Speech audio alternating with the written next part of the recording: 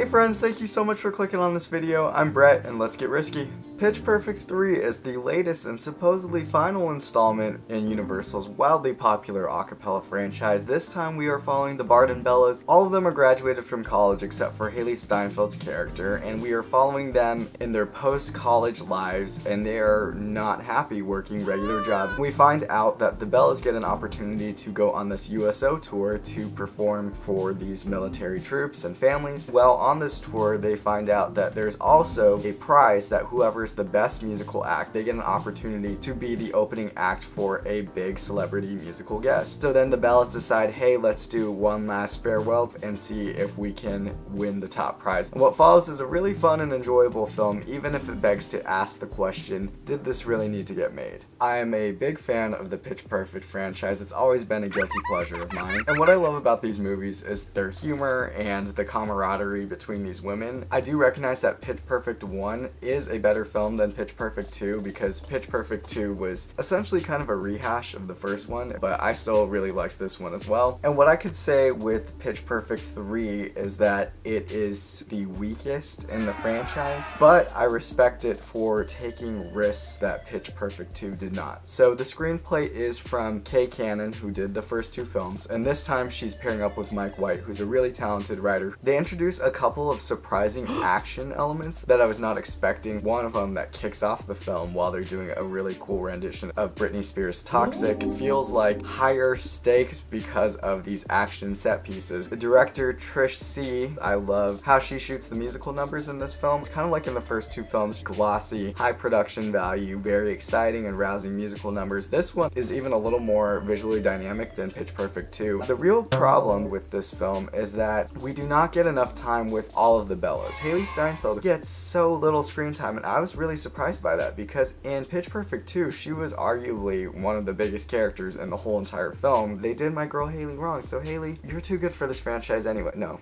actually, I shouldn't say that because I love Pitch Perfect. Stop it, stop it, stop it. Haley, I'm sorry that they did you wrong, girl. You deserved a lot more than that, and also keep being freaky with your pop music because I love that. We're only really focusing on Becca and Fat Amy. Hannah Mae Lee's character is thrown off, as is Esther Dean's. Like, they get hardly any screen time. We just get a couple of shots of them in the big group scenes. We do get a little more development with Brittany Snow's character and Anna Camp's characters, which I liked, but I just felt like the ensemble as a whole was underused this time. I think one of the reasons why I liked Pitch Perfect 2 so much was because I felt like that one was the funniest of the franchise. So 3 isn't quite as funny as 2 or even 1 for that matter, but the humor still works, mostly thanks to Rebel Wilson being so inappropriate and saying the weirdest things. Anna Kendrick is the queen of deadpan, and Matt Lanter, who is playing Brittany Snow's love interest, he also gives some nice work and he gets some cheesy lines, but I love that the script, as always, is really self-aware. I love that they directly call out like, wow, that was really cheesy. That self-aware humor is just what is needed for these kinds of movies. And then, as always, John Michael Higgins and Elizabeth Banks as the commentators of the Bellas. I could watch a whole movie about them. They're not as well integrated into this film as they were in the previous two pictures, but I still love them to death. Let's talk a little bit about the music. You're going to get great music in this film just like in the previous two films. If I had to pick though, I would say that Pitch Perfect 3's soundtrack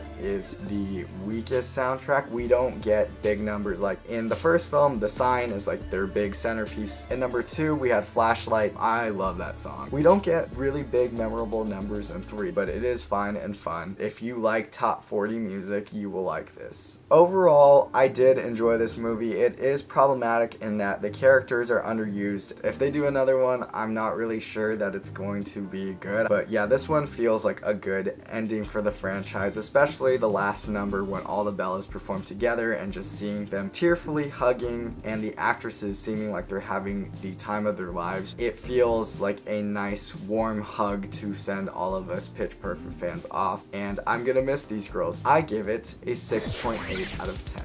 Now it's time to turn it over to you guys. What did you think of Pitch Perfect 3? Did you love it or did you hate it? How did this film for you guys compare to Pitch Perfect 1 and 2? Let me know in the comment section below. If you liked this video, please give it a thumbs up. I promise you guys, I know I keep saying I will see Jumanji. Everybody keeps asking for my opinion on Jumanji, so I'll be seeing that very soon. So please subscribe if you would like all my latest reviews. Thank you so much for watching. I really appreciate it, and I will see you guys at the movies.